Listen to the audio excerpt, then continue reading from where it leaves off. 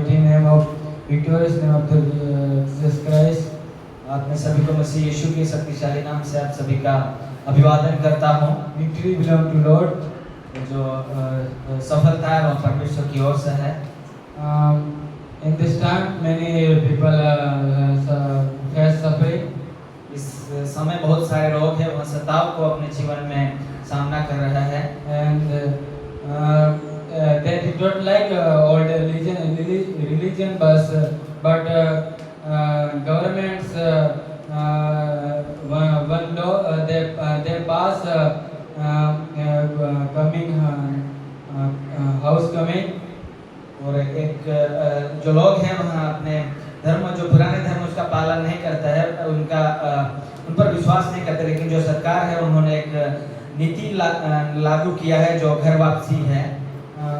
This law many states pass like Rajasthan and Madhya Pradesh and many places this law. ये जो नीति नियम है वह कई स्थानों पर लागू है, जैसे राजस्थान में है और ऐसे कुछ स्थानों पर वह लागू हुआ है। Homecoming means many people in Christ they face suffering because the government says you what you all worship you should do this worship. And जो सरकार ने इस नियम को लागू किया है और वहाँ बोल रहे हैं कि तुम जो आराधना कर रहे हैं उसको आपको रोकना होगा। But Christian people did not like idol worship and all worship. पर जो मसीही व्यक्ति है वह उन मूर्ति पूजाओं को पसंद नहीं करता और उसको आराधना करना नहीं चाहता। Because they knows about God, क्योंकि वह परमेश्वर के बारे में जानता है। they receive salvation. उन्होंने उद्धार को प्राप्त किया है। They face many teaching in this times in this church. और इन समय बहुत सारे चर्च कलीसियाओं में बुरी और जो गलत शिक्षाएं सिखाई जाती है। In the same way in Ephesian church they also face like उसी तरह हम इस इफिसियों की जो चर्च है जो कलीसिया है उसमें उसी प्रकार का समस्या थी। Ephesus was a very fully idol worship place. और जो इफिसुस जो स्थान है वहाँ बहुत एक मूर्ति पूजा का स्थान था। Many people live there. बहुत सारे लोग वहाँ अपने जीवन को व्यतीत किया। And Paul encouraged to them to strong the और पौलुस उनको विश्वास में एक स्थिर था ऐसे और एक कठोर में रहने के लिए उनको प्रोत्साहित करता। Paul said to them, you are better not against people, but your battle is against the evil spirits. और जो पौलुस है उनको यह बताता है कि जो हमारा युद्ध है वह हमारा लोगों से नहीं बल्कि हमारा युद्ध है वह शैतान की युक्तियों से, शैतान से है। Ephesians chapter 10 verse please read somebody. Ephesians chapter 6 verse 10 to 18. आप में से कोई पढ़िए इफिसियों की पत्री अध्याय 6 का 10 से लेकर 18 तक। Finally, be strong in the Lord and in the strength of His might. Put on the whole armor of God, that you may be able to stand against the sins of the devil. For we do not wrestle against flesh and blood, but against the rulers, against the authorities, against the cosmic powers over this present darkness, against the spiritual forces of evil in the heavenly places. Therefore, take up the whole armor of God, that you may be able to withstand in the evil day, and having done all, to stand therefore, having fastened on the belt of truth, and having put on the breastplate of righteousness, and as shoes for your feet, having put on the readiness given by the gospel of peace. In all circumstances, take up the shield of faith, which you can extinguish all the flaming darts of the devil one, and take the helmet of salvation, and take sword of the Spirit, which is the word of God, praying at all times in the Spirit with all prayer and supplication to that end. Keep alert with all perseverance, keeping supplication for all the saints.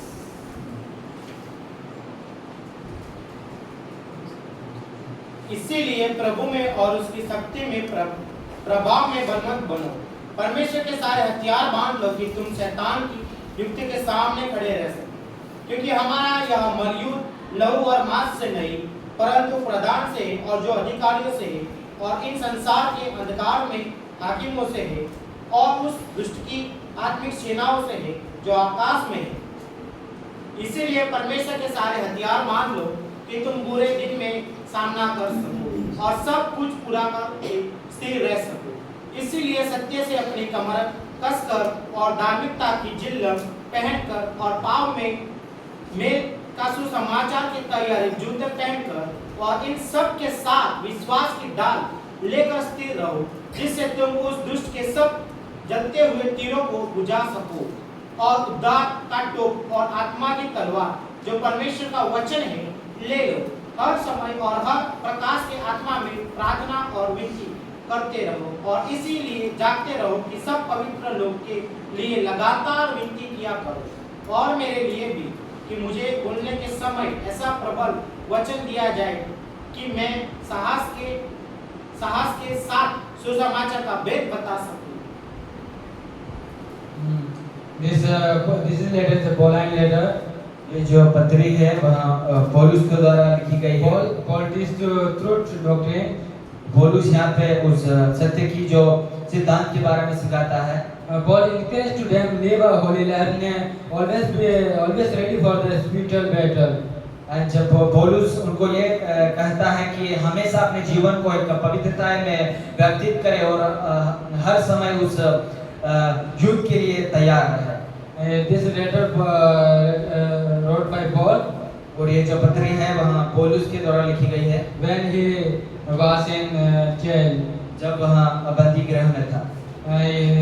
Paul encouraged to believer to faithful to God.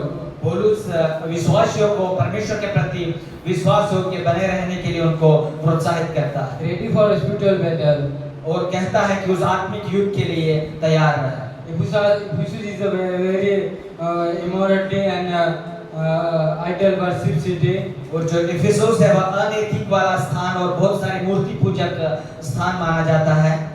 There was a big idol named Artemis. और वहाँ पे एक बड़ी मूर्ति थी जिसका नाम है अर्तिमाइस। People worshipped him. और उस मूर्ति को लोग पूजा करते थे।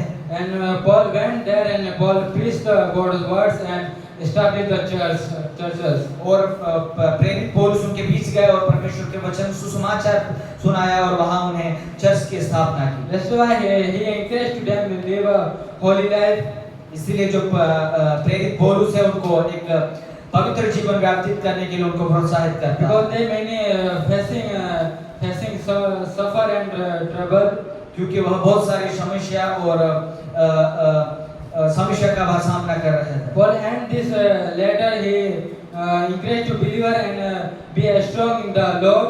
और इस पत्री को पौलुस ये कहते हुए बंद करता है कि मसीह में बलवंत बने। And Paul said to believers, you are battle not against the flesh and body, you are battle against evil spirit.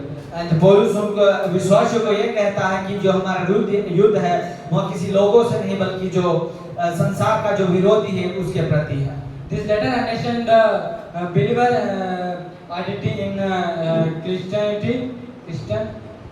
This letter people believer understanding this identity in Christ.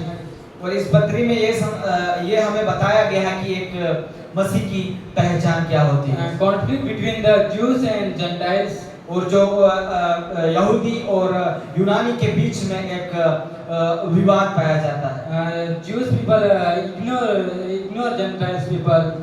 और जो यहूदी लोग हैं वहाँ जेंटाइल्स लोगों को वहाँ इनकार करता है। Gentile means those who are low class.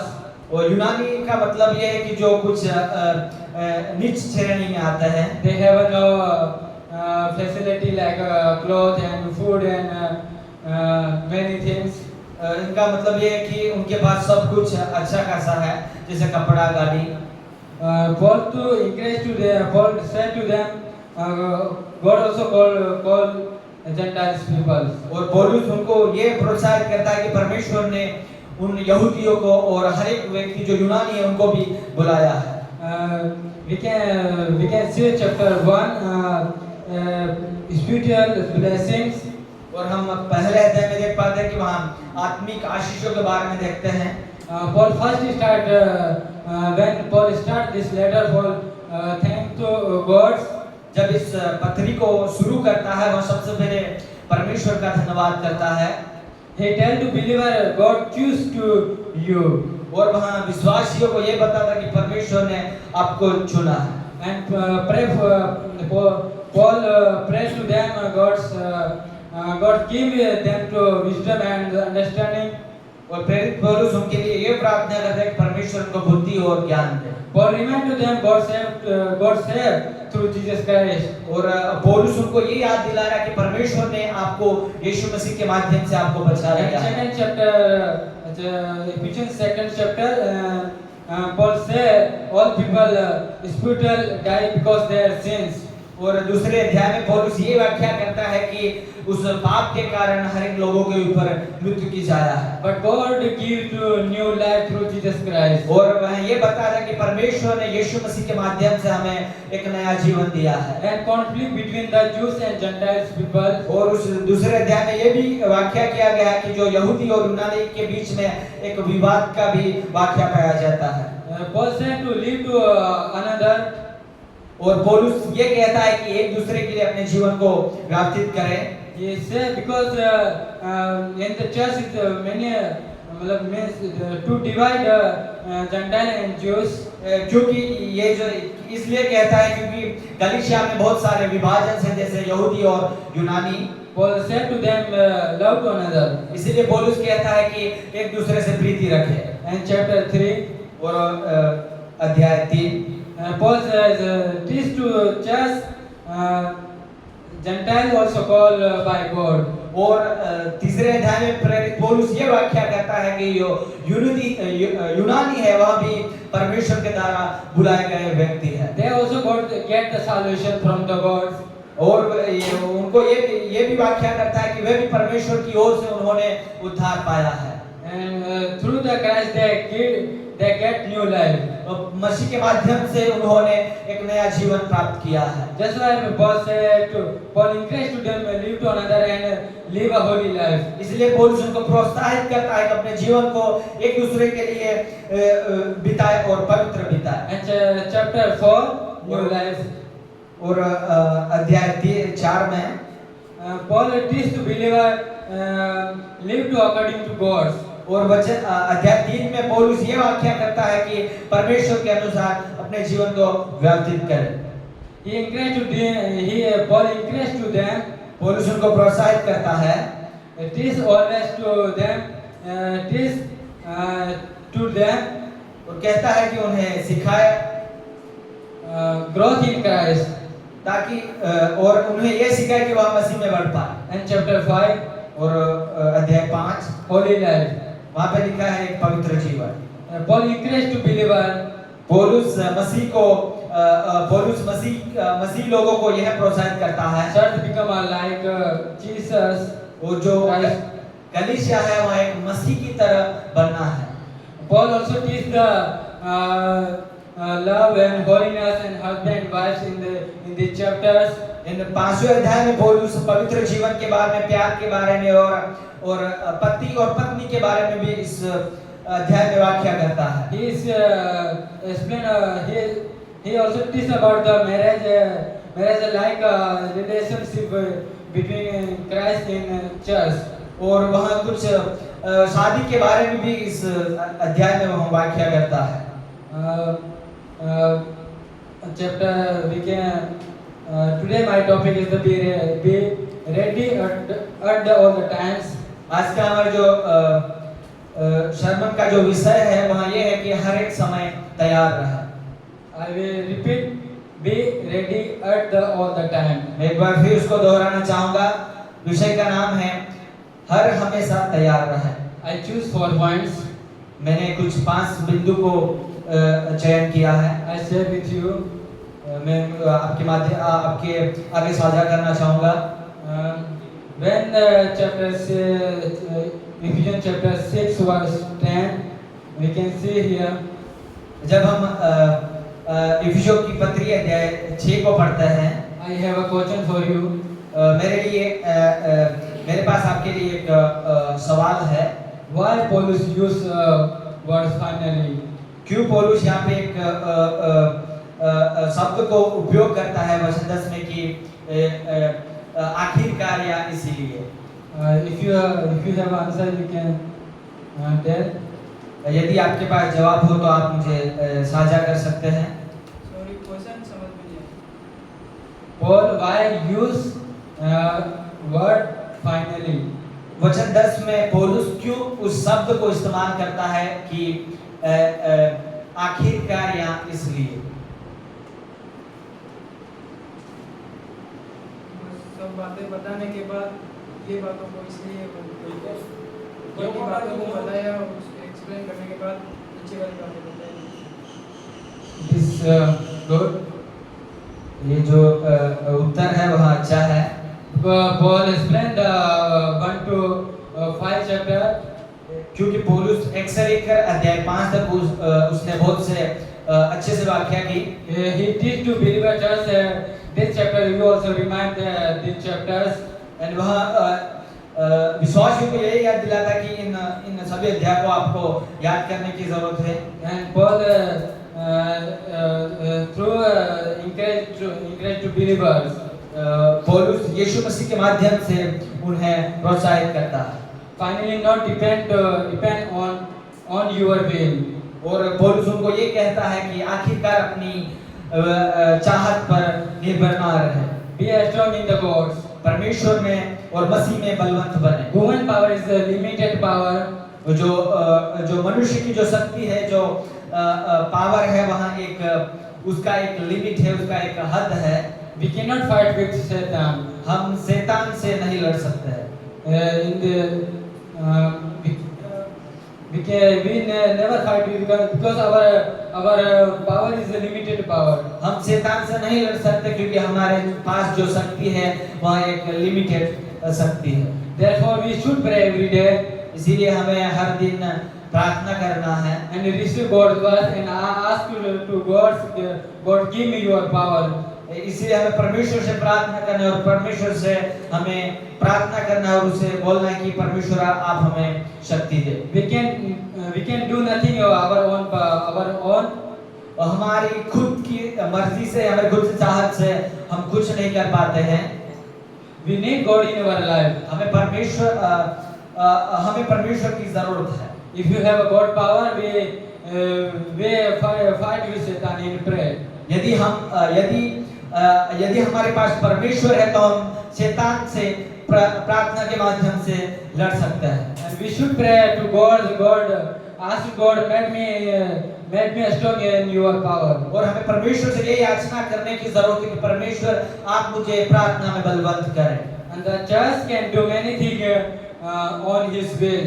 वो जो कलीसिया है वह अपनी इच्छा के अनुसार बहुत सारी बातें कर सकता है, But they cannot fulfill God's work पर वह परमेश्वर के कार्य की पूर्ति वो नहीं कर पाता है without God's words obeying. उस परमेश्वर के वचन को पालन करे बगैर ये परमेश्वर का जो काम है उसको वह पूरा नहीं कर पाएंगे।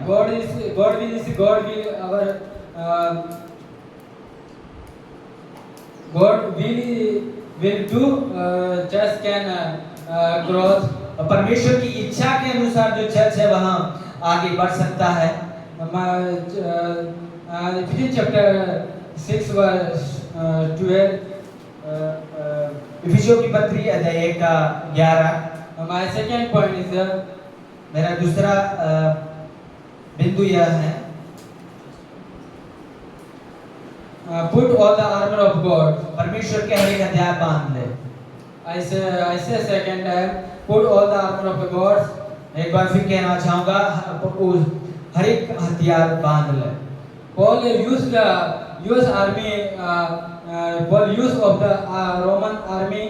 पौलुस जो प्रेरित है उसने उस रोमन आर्मी के कुछ उदाहरण को यहाँ पे उपयोग करता है। He said to people, soldiers never forget their weapons and in the when they went battle, they never forget their weapons. पौलुस उनको ये याद दिलाता है, जो सिपाही है वह जब अपने युद्ध की तैयारी करता है या अपने युद्ध की ओर आगे बढ़ता है, तब वह अपने हथियार को वहां कभी नहीं भूलता है। In the same way, it teaches to us Christians should be ready like a army. उसी तरह से पौलुस हमें ये सिखाता है कि जिस प्रकार से एक सैनिक तैयार रहता है, उसी प्रकार एक मसीह को भी तैयार होने की जरूरत है। Paul used the weapons और वहाँ हथियारों को यूज करता है, like faith and prayer. It is a very important weapon for us. जैसे कि प्रार्थना और परमेश्वर की याचना, ये एक बहुत इम्पोर्टेंट और बहुत सा एक बहुमूल्य हमारे लिए एक साधन और एक हथियार है। If you have no prayer and no faith, we can not fight with Satan. यदि हमारे में विश्वास होगा, यदि हमारे में प्रार्थना नहीं है, तो हम शैतान से हम नहीं लड़ पाएंगे। He said to believer, he tells to them to always carry your weapons. और वहाँ पौलुस प्रेरित मसीह लोगों को ये बताया था कि हमेशा अपने जो हथियार है उसको उठाए रखें। Keep your armor always वो कहता है कि तुम्हारे जो हथियार हैं उनको हमेशा बनाए रखें। ready for spiritual battle. वो कहता है कि उस आत्मिक युद्ध के लिए तैयार रहे। If a soldier forget these weapons and armor, और यदि एक सिपाही इन हथियारों को यदि भूल जाए, if he forget, he never win in a battle. यदि वह इन हथियारों को इस युद्ध में यदि भूल जाए, तो वह कभी नहीं विजय पाएगा। In the same way, believer forget prayer and faith, they never win. उसी प्रकार यदि एक विश्वासी प्रार्थना और परमेश्वर के प्रति जो विश्वास है वह भूल जाए, तो वह अपने जीवन में कभी नहीं विजय पाएगा। That's why Paul said to them, be ready always spiritual battle. इसीलिए पौलुस उनको कहता है कि हमेशा उस आत्मिक युद्ध के लिए तैयार रहें। If you want victory, you use what God give to you. वो कहता है कि यदि आपको विजय को प्राप्त करने की जरूरत है, तो जो तुम्हारे पास है वहाँ यूज करें। And third point is Ephesians chapter 6 verse 12. और जो तीसरा हमारा बिंदु है वहाँ इफिसियों की पत्री अध्याय 6 का 12। Our battle not against the body and flesh. हमारा जो युद्ध है वहाँ मांस या एक शरीर के प्रति नहीं है। Paul said our battle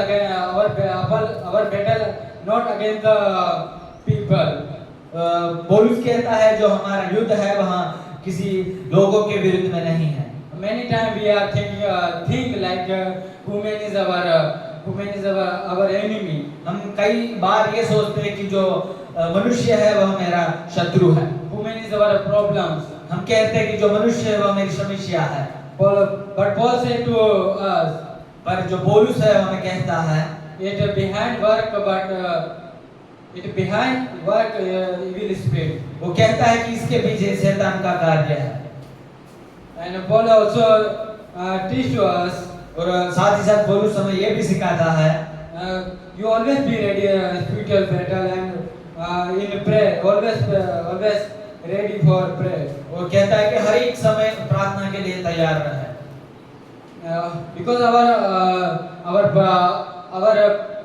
power is a limited power. If we are forget to pray, We cannot fight with Satan. We cannot face Satan. हम एक मनुष्य होने के नाते हमारे में एक लिमिट है, एक हद है। यदि हम प्रार्थना करना या परमेश्वर के प्रति यदि हम विश्वास योग्य बनना भूल जाए तो हम उस युद्ध को नहीं जीत पाएंगे। If you want victory, pray to God and live a holy life. यदि आपको उस विजय की जरूरत है तो हमें परमेश्वर से प्रार्थना और परमेश्वर के प्रति वफादार होने की जरूरत है। Our real battle is not against the people, but our battle against the evil spirit and evil teaching. और जो हमारा युद्ध है वह लोगों के विरुद्ध में नहीं बल्कि जो बुरी शिक्षा और शैतान के विरुद्ध में है। In my third point, और मेरा जो तीसरा बिंदु है, stand strong in your faith.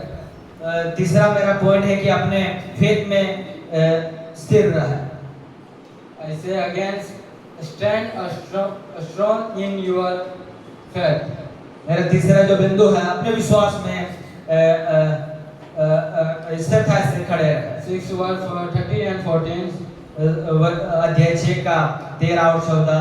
Paul doesn't say to believer you fight with to enemies. पौलुस लोगों को ये कभी नहीं बताता कि अब तुम शत्रुओं से लड़े। He said to them, stand in the difficult times. कहता है कि तुम उन हर एक मुसीबत के समय में खड़े रहे। Because Jesus also faced many trouble and many problems. क्योंकि मसीह यीशु ने भी बहुत सारी समस्याओं का और पीड़ाओं का सामना किया। In same way we are also faced. इसी प्रकार हम भी समस्या का सामना कर रहे हैं। But not fight with people. पर लोगों से ना लड़े। You should live holy life and walk according to God. पौलुस ये बताता है कि तुम्हें एक पवित्र जीवन व्यतीत करना चाहिए और परमेश्वर के वचन के अनुसार अपने जीवन को बिताना चाहिए। When difficult time came in our life, जब एक बुरा समय हमारे जीवन में आता है, you should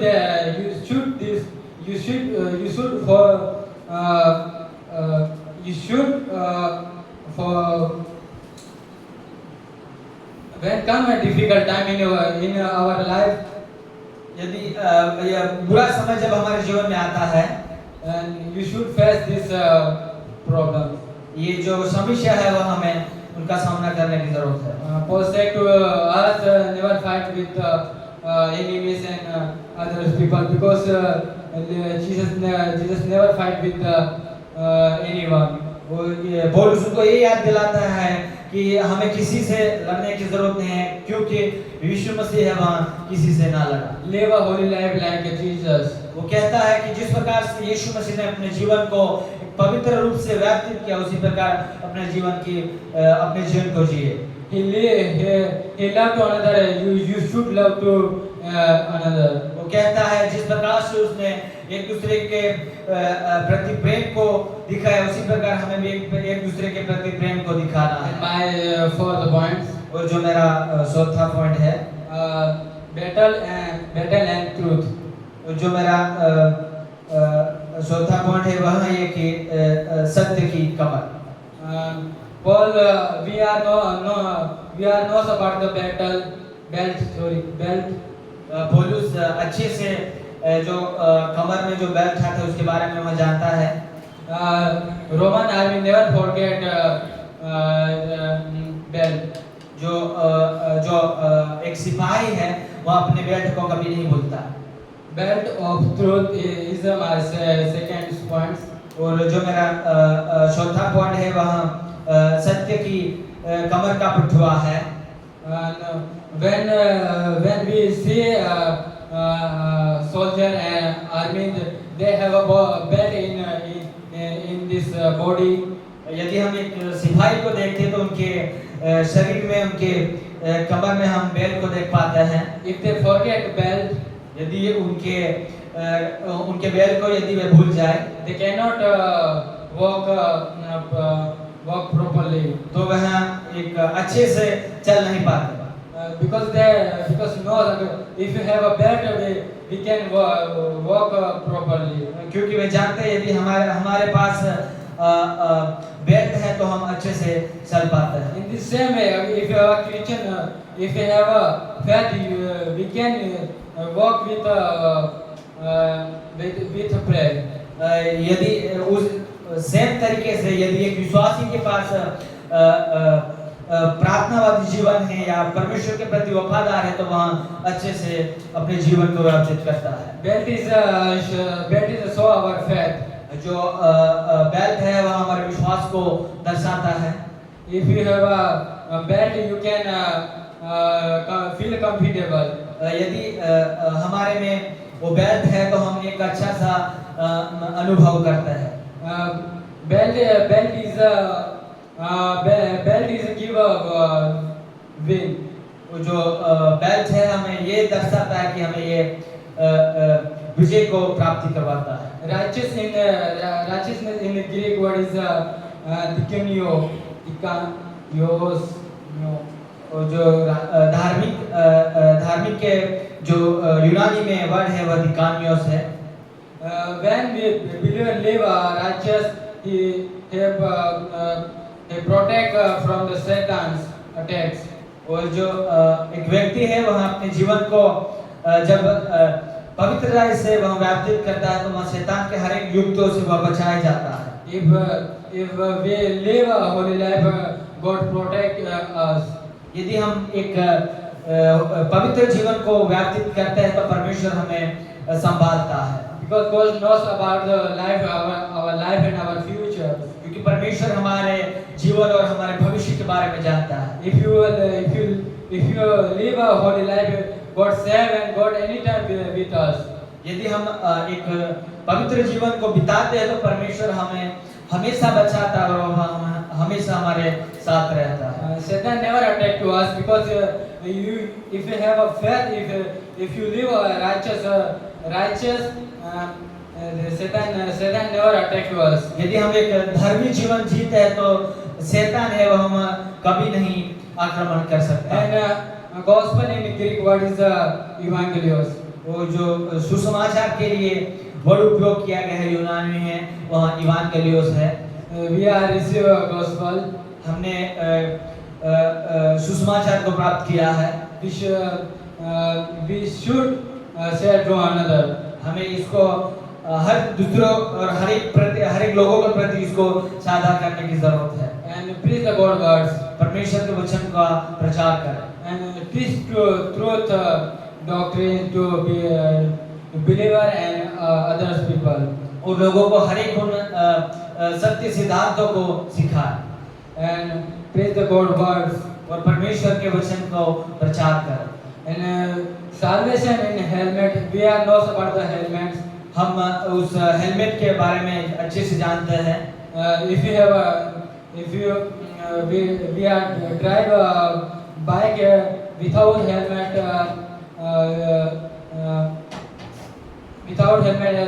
we are not comfortable. यदि हम एक गाड़ी को यदि हम बिना टोप से या बिना हेलमेट से यदि हम चला दे तो हम एक अच्छा सा अनुभव नहीं कर पाते हैं। Helmet show our safety. वो जो हेलमेट है वहाँ हमें एक सुरक्षा को दर्शाता है। In Christ we should live a holy life and be according to God. और मसीह में हमें परमेश्वर के अनुसार और परमेश्वर की इच्छा के अनुसार हमारे जीवन को जीना है। God is our helmet. God is our God protect to us. परमेश्वर हमारा टॉप है और परमेश्वर हमें एक बचाने वाला है। He gave to salvation to us. उसने हमें उद्धार दिया है Through the Jesus Christ. यीशु मसीह के माध्यम से। He died and we are get salvation. वह मारा गया और उसके द्वारा हमने उद्धार को पाया। Through the blood we are get very great salvation. वो मसीह के उस लहू के कारण हम एक महान एक उद्धार को प्राप्त किए हैं। And pray in spirit. आत्मा में प्रार्थना करें। For remind to believer. पौलुस विश्वासियों को ये याद दिलाता है You should pray all the times. हमें प्रार्थना हर समय करनी है। Live a holy life. एक पवित्र जीवन जिए Be ready to spiritual battle. और आत्मिक युद्ध के लिए तैयार रहे। And what we learn from this passage, और हम इस पद्यांश से क्या सीखते हैं? depend on the Lord's every day. परमेश्वर हर समय परमेश्वर के प्रति निर्भर रहे। We are sometimes forget God's words and forget to pray. कई बार हम परमेश्वर के वचन को भूल जाते हैं और कई बार हम प्रार्थना को भूल जाते हैं। We are depend on our will. हम हमारे इच्छाओं पर निर्भर रहते हैं। But God said to us, depend to me. पर परमेश्वर हमसे ये कहता है कि मुझ पर निर्भर रहे And live a holy life and receive God's words and God's power. कहता है कि परमेश्वर के अपने जीवन को एक पवित्र जीवन व्यतीत करो, परमेश्वर के वचन की प्राप्ति करें। And grow in your spiritual life. वो कहता है कि अपने आत्मिक जीवन में बढ़े। Pray every day. और हर प्रतिदिन प्रार्थना करें। Read the Bible verse and God's words. परमेश्वर के वचन को पढ़े। Be strong in God's. और परमेश्वर में बलवंत बने। Strong in God's and every day. और परमेश्वर में हर दिन प्रतिदिन बलवंत बनते जा। We are face many trouble, many problem, but God saved to us.